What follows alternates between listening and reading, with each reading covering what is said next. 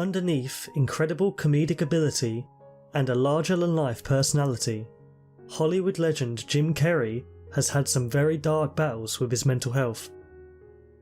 Famous for creating a career out of making people laugh, Carrey's humour was born out of desperation while growing up with an ailing mother and an unemployed father. To help his family, who was struggling financially at the time, Jim dropped out of high school and found a full-time job. In 1979, Jim Carrey quit his janitor job and continually worked on his stand-up act, and quickly became known for his boundless energy and impersonations. Depression was a constant battle for Carrey, and he found a variety of ways to seek help for his mental health. There are peaks, there are valleys, but they're kind of carved and smoothed out, and it feels like a low level of despair you live in, where you're not getting any answers, but you're living okay, and you can smile at the office, you know? But it's a low level of despair, said Carrey, talking about his fight with depression.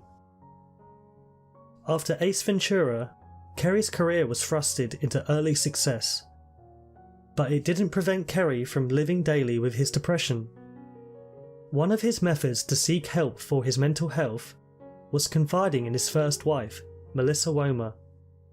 She described him as an extremely depressive person. She found herself consoling him late into the night, fighting off the black dog. What Carrey did here takes a lot of courage.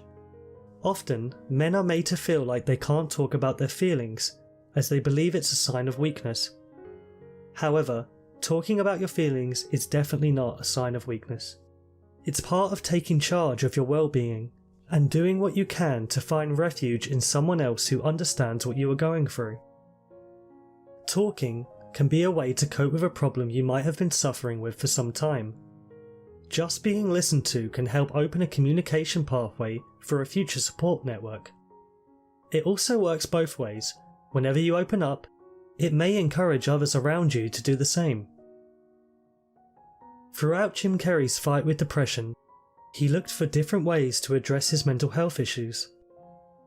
When he started taking the antidepressant Prozac, he found there were too many ups and downs and not enough consistency.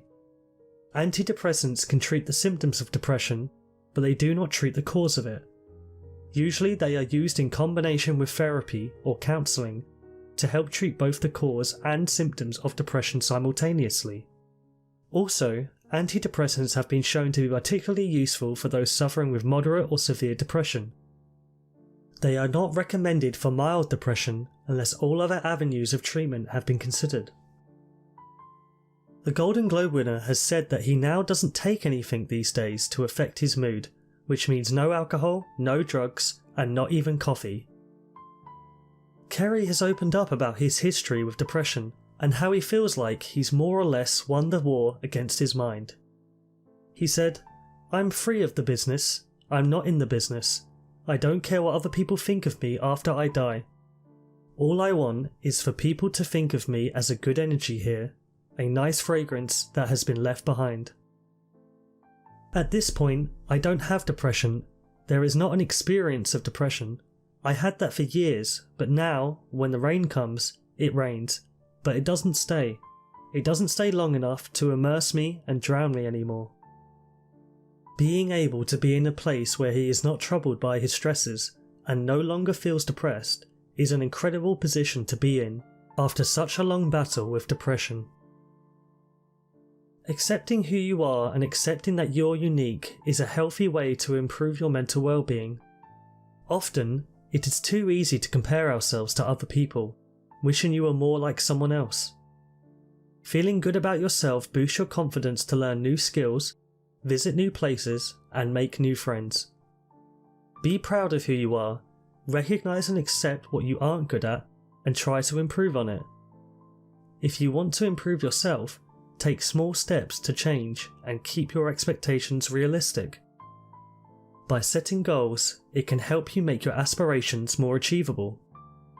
Also, caring for others and the ones around you can help us feel needed and valued, which can improve our self-esteem. Creating a healthy relationship with your family and friends which allows you to be honest and open about your own struggles can help improve your well-being by creating a support network to turn to when you are experiencing some form of mental distress.